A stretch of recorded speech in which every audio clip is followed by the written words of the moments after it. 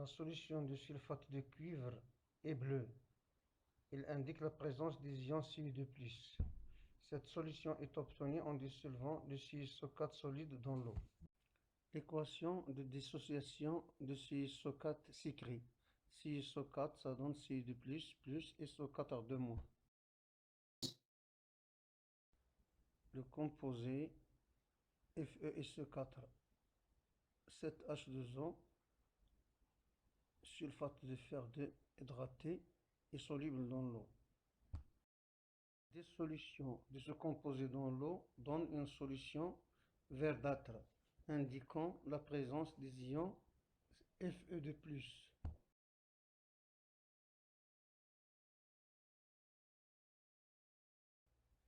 L'équation de la réaction de dissolution de FeSO4 dans l'eau s'écrit. La solution obtenue n'est pas verte, ceci malgré la présence des ions Fe2+. La couleur brune est due à la présence des ions Fe3+, qui sont produits par oxydation de quelques ions Fe2+. Dans un troisième bécher, on va introduire une quantité de solution concentrée de chlorure de fer 3, FeCl3. Cette solution est obtenue en dissolvant FeCl3 solide dans l'eau, qui donne Fe3+, plus 3Cl- La couleur brune de la solution indique la présence des ions Fe3+. Nous allons diluer cette solution pour rendre la couleur moins foncée. Dans un quatrième bécher, on introduit une solution contenant des ions Zn2+.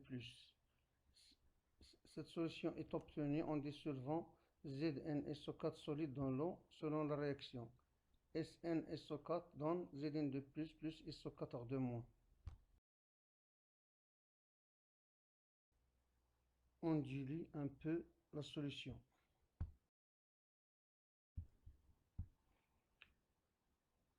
Ce n'est pas toujours évident de juger la présence d'un ion à partir de la couleur de la solution. Et pour s'assurer, on doit utiliser une solution d'hydroxyde de sodium ou d'hydroxyde de potassium, c'est-à-dire présence des ions hydroxyde HO-. On prépare alors une solution d'hydroxyde de potassium KOH en dissolvant les cristaux solides KOH dans l'eau. L'équation de dissolution de KOH dans l'eau s'écrit, ou de NaOH dans l'eau s'écrit, NaOH, ça donne Na+, plus HO-. On peut utiliser KOH à défaut de la présence de NaOH. L'essentiel, c'est d'avoir des ions hydroxyde HO-. Le but maintenant est de tester la présence des ions Cu2+ dans le premier bécher, Fe2+ dans le deuxième, et Fe3+ dans le troisième bécher, et les ions Zn2+ dans le quatrième bécher. On verse des faibles quantités de chaque solution dans des tubes IC 1, 2, 3 et 4. La solution Cu2+ SO4 2- dans le tube IC 1. Puis on dilue la solution en ajoutant une quantité d'eau. Pour le deuxième tube IC, on introduit une faible quantité de solution de Fe2+ SO4 2-. En ajoutant une faible quantité d'eau, c'est la dilution. Et dans le tube IC 3, on introduit une faible quantité de solution de Fe3+, 3Cl-. Puis dilution. Et enfin, dans le tube numéro 4, on introduit une quantité de la solution de ZnSO4, c'est-à-dire Zn2+, plus SO4 2-.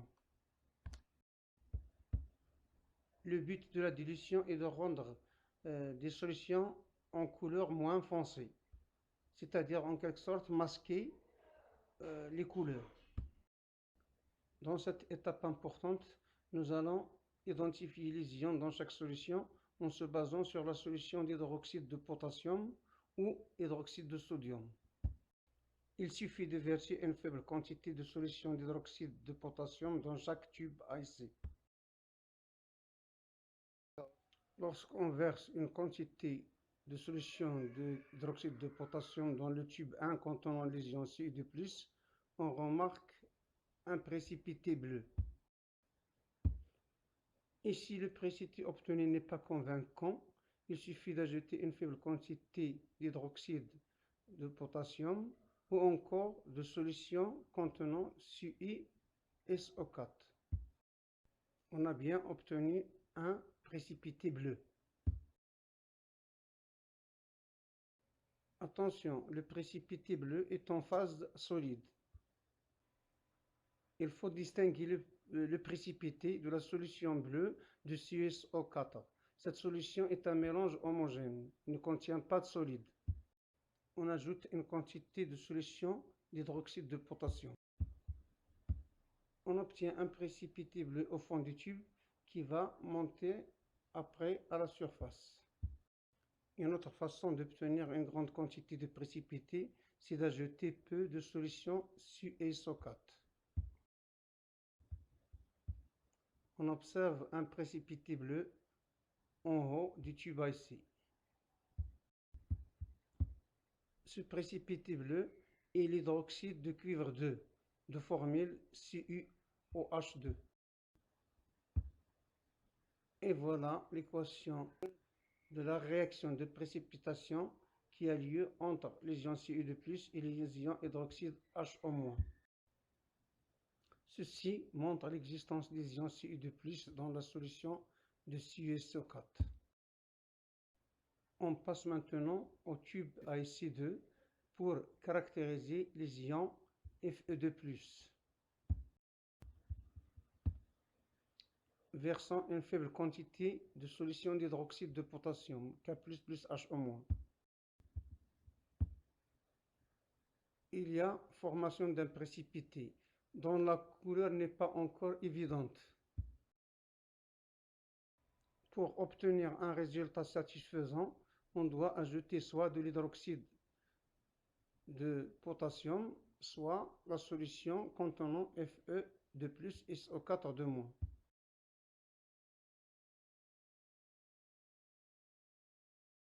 On ajoute la solution contenant Fe2+. On obtient un précipité vert de formule FeOH2, c'est l'hydroxyde de fer 2. L'équation de réaction de précipitation entre les ions Fe2+ et les ions hydroxyde HO- s'écrit Fe2+ plus 2HO-, ça donne FeOH2. C'est un précipité vert. On passe maintenant au tube à essai numéro 3 qui contient des ions Fe3+. Ces ions Fe3+ sont connus par leur couleur brune qui rappelle la couleur de la rouille.